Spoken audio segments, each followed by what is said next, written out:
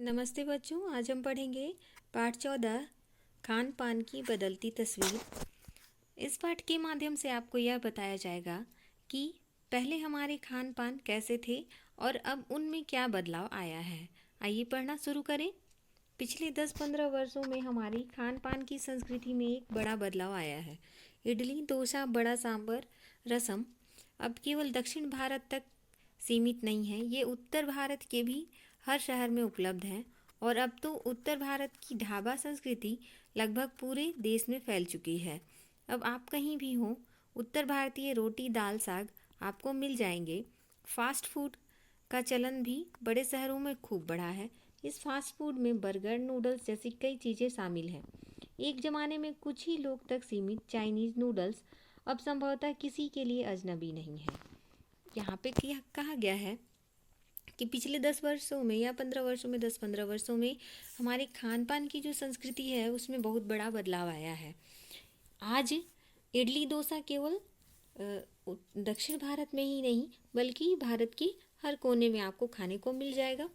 और उत्तर भारत की जो ढाबा संस्कृति है, यहाँ की दाल रोटी साग, वो अब सभी जगह मिल सकती है। फास्ट फूड का चलन भी बढ़ा है। फास्ट फूड पहले विदेशों का खाना होता था, बर्गर, नूडल्स, चाउमीन, ये सारी चीज़ें अब यह संभवतः हर घर में ये सारी चीज़ें बनती हैं। तो ये हमारे खान पान में काफ़ी बदलाव आए हैं। 2 मिनट नूडल्स के पैकेट बंद रूप से कम बच्चे बूढ़े सभी परिचित हो चुके हैं। इसी तरह नमकीन के कई स्थानीय प्रकार अभी तक भले मौजूद हों, लेकिन आलू चिप्स की कई विज्ञापित रूप तेज़ी से घर घर में अपनी जगह बनाते जा रहे हैं। बिल्कुल सही बात कही गई है यहाँ कि जैसे 2 मिनट नूडल्स, ये जो है ये नूडल्स है, ये बच्चे बूढ़े जवान सभी को ये सारी चीज़ें पसंद है। और जो घर में आलू चिप्स मौजूद होते थे वो अब विज्ञापन जो दिखाई देता है हमें, लेज वगैरह जो रहते हैं वो हम पैकेट बंद चिप्स हम ज़्यादा पसंद करते हैं। ये सभी के घरों में बहुतायत ही पसंद किया जाता है। गुजराती ढोकला गाठिया भी अब देश की कई हिस्सों में स्वाद लेकर खाए जाते हैं। और बंगाली मिठाइयों की केवल रस भरी चर्चा ही नहीं होती, वे कई शहरों में पहले की तुलना में अधिक उपलब्ध है। यानी स्थानीय व्यंजनों के साथ अब अन्य प्रदेशों के व्यंजन पकवान भी प्रायः हर क्षेत्र में मिलते हैं। और मध्यम वर्गीय जीवन में भोजन विविधता अपनी जगह बना चुकी है। तो कहने का तात्पर्य यह है कि या फिर पंजाबी या फिर बंगाली या फिर गुजराती कोई भी खाना हो, आज हर क्षेत्र में मिलता है। गुजरात में जाइए तो आप पंजाबी खाना आराम से खा सकते हैं। पंजाब में जाइए तो आपको गुजराती खाना मिल जाएगा। आप छत्तीसगढ़ में आइए तब भी बंगाली खाना आपको मिल जाएगा। और बंगाल में जाइए तब भी आपको छत्तीसगढ़ी खाना मिल जाएगा। तो स्थानीय जो व्यंजन है, स्थानीय व्यंजन का तात्पर्य है कि जिस स्थान विशेष में जो हम रहते हैं वहाँ का जो प्रसिद्ध भोजन है वह स्थानीय भोजन कहलाता है। जैसे पंजाब का स्थानीय भोजन वहाँ का माना जाता है कि सरसों की साग और रोटी। गुजराती जो स्थानीय भोजन है, ढोकला, गाठिया, ये माने जाती है। अगर आप राजस्थान में चल जाइए तो गट्टे की सब्जी, ये स्थानीय भोजन वहाँ पे माना जाता है। बाजरे की रोटी, ये स्थानीय भोजन माना जाता है। तो स्थानीय भोजन से तात्पर्य है जिस स्थान विशेष में हम रहते हैं वहाँ पे प्रचलित या अधिकांश लोगों के द्वारा पसंद किया जाने वाला भोजन, ये स्थानीय भोजन कहलाता है। और भोजन विविधता, यहाँ आपसे एक शब्द देख रहे हैं कि भोजन विविधता अर्थात विभिन्न प्रकार के भोजन। जैसे कि गुजराती लोगों के यहाँ पंजाबी भोजन, पंजाबी लोगों के यहाँ छत्तीसगढ़ी भोजन, छत्तीसगढ़ी लोगों के यहाँ बंगाली भोजन, बंगाली लोगों के यहाँ राजस्थानी भोजन, ये भोजन विविधता कहलाती है अर्थात विभिन्न प्रकार के भोजन। तो ये सभी जगह पाया जाने लगा है। कुछ चीज़ें और भी हुई हैं, मसलन अंग्रेजी राज तक जो ब्रेड केवल साहबी ठिकानों पर सीमित थी वह कस्बों तक पहुंच चुकी है।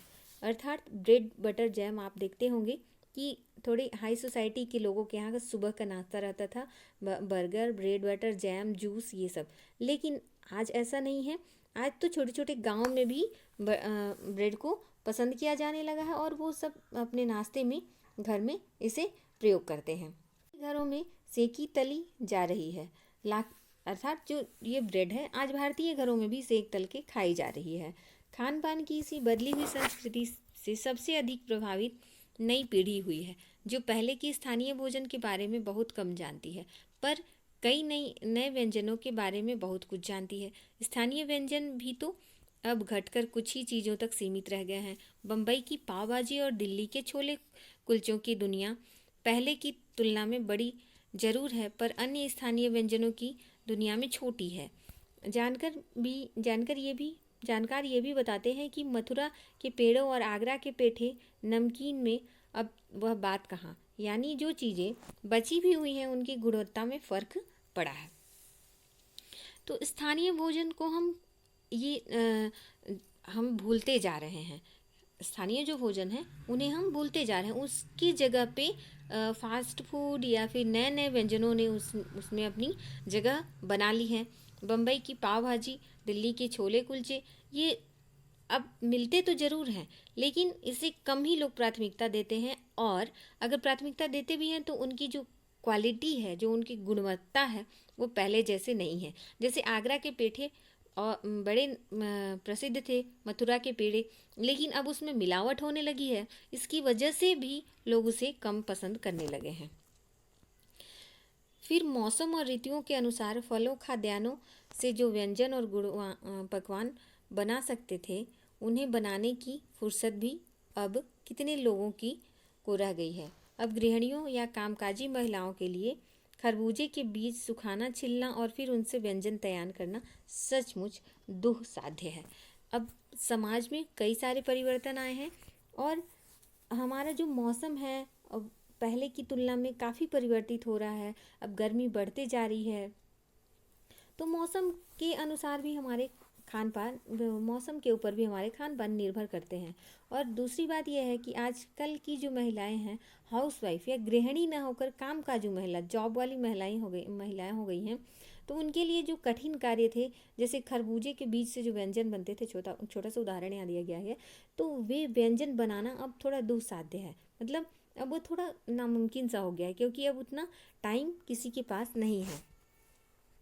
यानी हम पाते हैं कि एक ओर तो स्थानीय व्यंजनों में कमी आई है, तो दूसरी ओर वे ही देसी विदेशी व्यंजन अपनाए जा रहे हैं, जिन्हें बनाने पकाने में सुविधा हो। जटिल प्रक्रियाओं से बनने वाले जो व्यंजन हैं, वो बनाने में थोड़ी भी कमी आ गई है।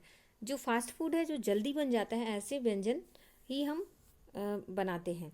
कभी कभार व्यंजन पुस्तिकाओं के आधार पर तैयार की जाती है। जो हमारे स्थानीय व्यंजन जो हैं, तो वो हम पुस्तक में देखकर ही बनाते हैं, क्योंकि अब हम उन्हें भूलते जा रहे हैं।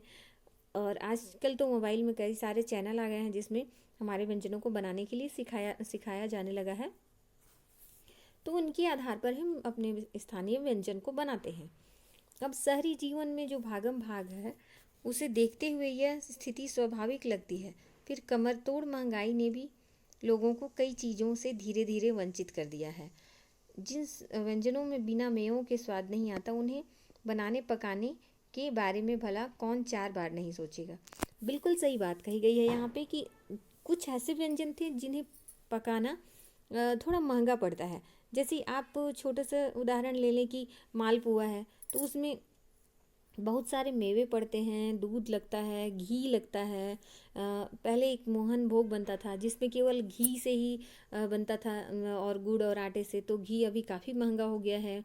इसके बाद पहले खोवा, जलेबी, रबड़ी, ये सब जो बनते थे, मक्खन, मलाई, ये सारी चीज़ें जो काफ़ी महंगी हो गई हैं अब, तो इनसे बनने वाले व्यंजन भी अब बनाने में लोगों को थोड़ा ये इस प्रकार हमारे व्यंजनों में कई प्रकार के बदलाव आते जा रहे हैं।